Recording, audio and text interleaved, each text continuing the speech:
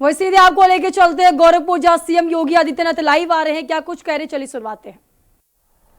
केंद्रीय मंत्री श्री कमलेश पासवान जी उत्तर प्रदेश सरकार में मंत्रिमंडल के मेरे सहयोगी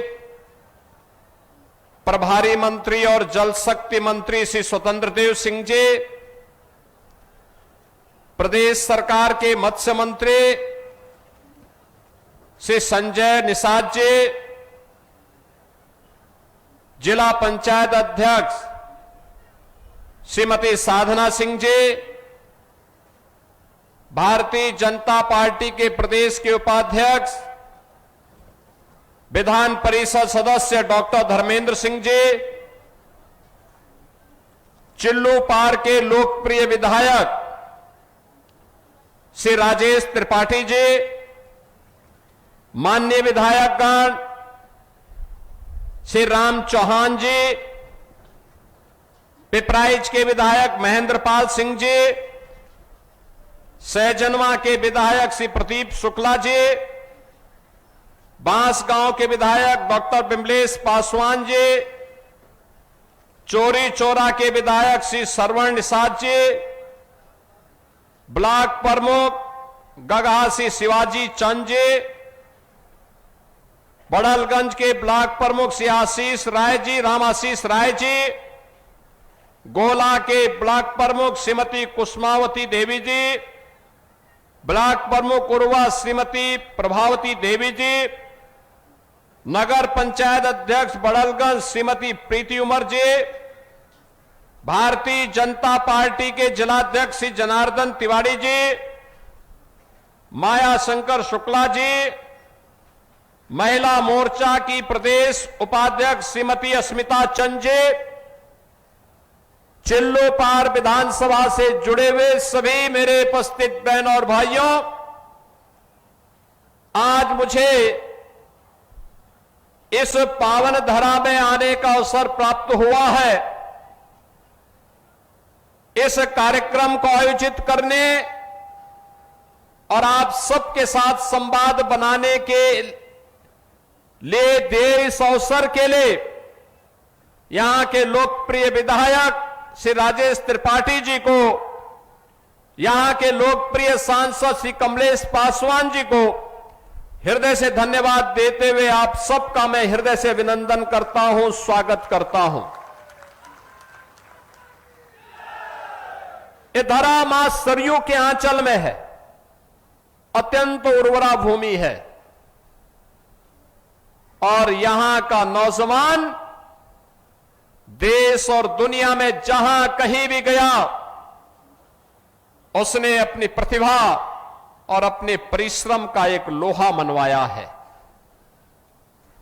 एक समय था बाढ़ की त्रासदी और कनेक्टिविटी के अभाव में यह क्षेत्र पलायन करता था, लोगों को आजीविका के लिए विदेशों में जाना पड़ता था और आपके द्वारा आप चुने गए विधायक और सांसद डबल इंजन सरकार की ताकत का इस्तेमाल करते हुए अब विदेशों के लोगों को चिल्लू पार में काम करने के लिए अवसर देने जा रहे हैं। इसी चिल्लू पार में आपने देखा होगा, पहले हम लोगों ने धुलिया पार में जो बंद पड़ी चीनी मिल थी उसकी खाली जमीन में पहले हम लोगों ने वहां पर सीएनजी का प्लांट बिठाया। पराली से सीएनजी कितना उपयोग होता है याद करिए। आज अमेरिका ईरान का युद्ध चल रहा है, दुनिया में संकट है, लेकिन हमारे पास सीएनजी है तो हमारे यहां काम बंद नहीं है। इथेनॉल है, हमारा काम बंद नहीं हुआ है। अन्यथा अमेरिका जैसा देश भी जिस ऊर्जा में आत्मनिर्भर है, महंगाई 4 गुना हो गई है। 100 रुपए की वस्तु वहां पर 400 रुपए में मिल रही है। भारत में नियंत्रण प्रधानमंत्री मोदी जी के नेतृत्व में यही नया भारत है। गरीबों का भी कल्याण करता है, विकास की योजनाओं को भी लाता है, सुरक्षा का बेहतर माहौल भी देता है और माफिया को मिट्टी में मिलाने का काम भी कर देता है।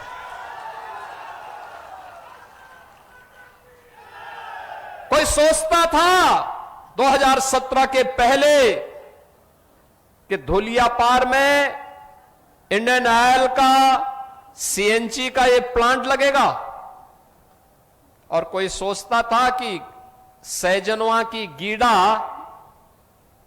वो धुलियापार में आ पाएगी। आप सोचो, अब यहां ग्रेटर गीड़ा हम बनाने जा रहे हैं। यहां पर अभी से हजारों करोड़ रुपए के प्रस्ताव आ गए हैं, जिन प्रस्तावों को हमें यहां उद्योग के रूप में स्थापित करना है।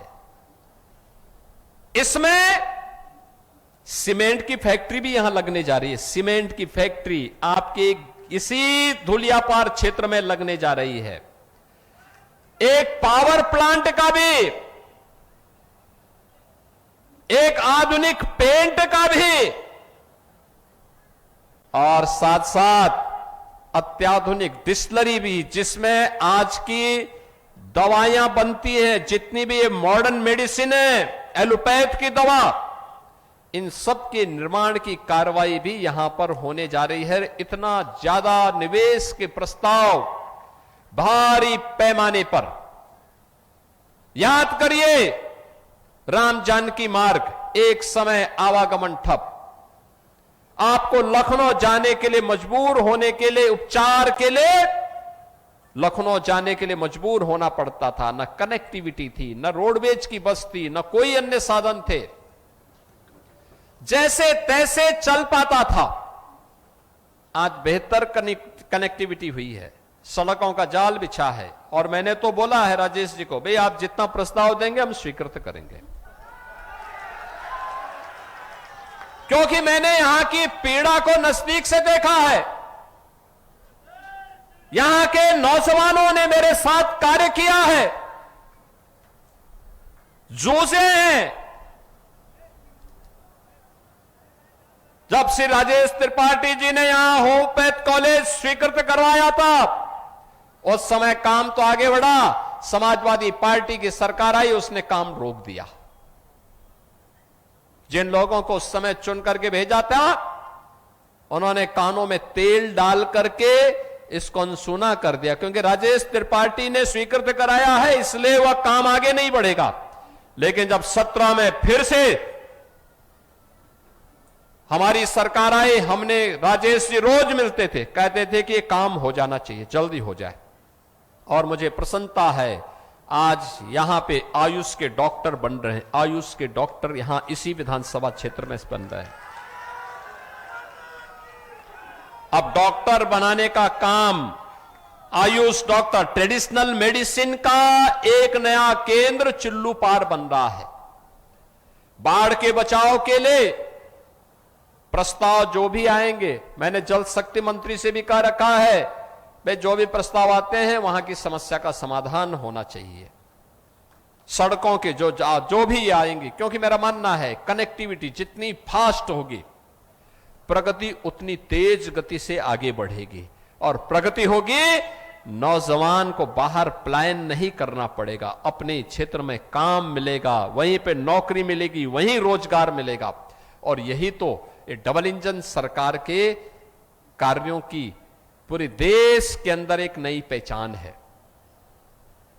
बहनों और भाइयों, मुझे बहुत अच्छा लगता है आज चिल्लूपार विकास की प्रक्रिया के साथ जुड़ा है।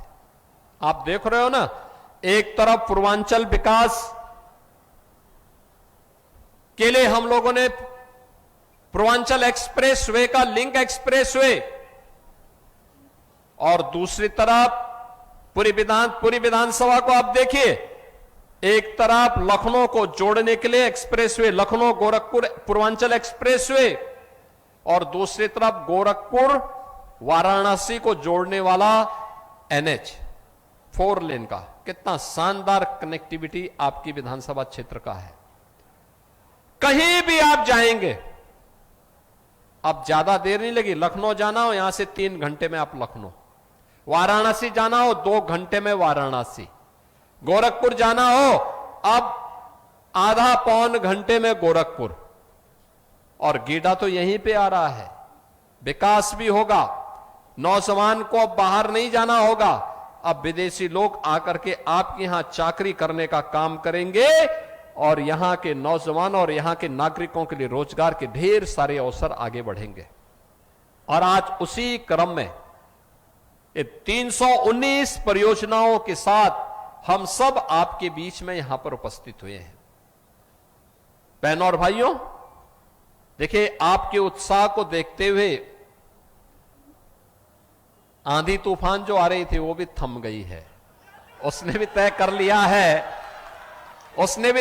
लिया है कि अगर कल्याण करना है और वह अपना भी कल्याण चाहता है तो उसको डबल इंजन सरकार के साथ चलना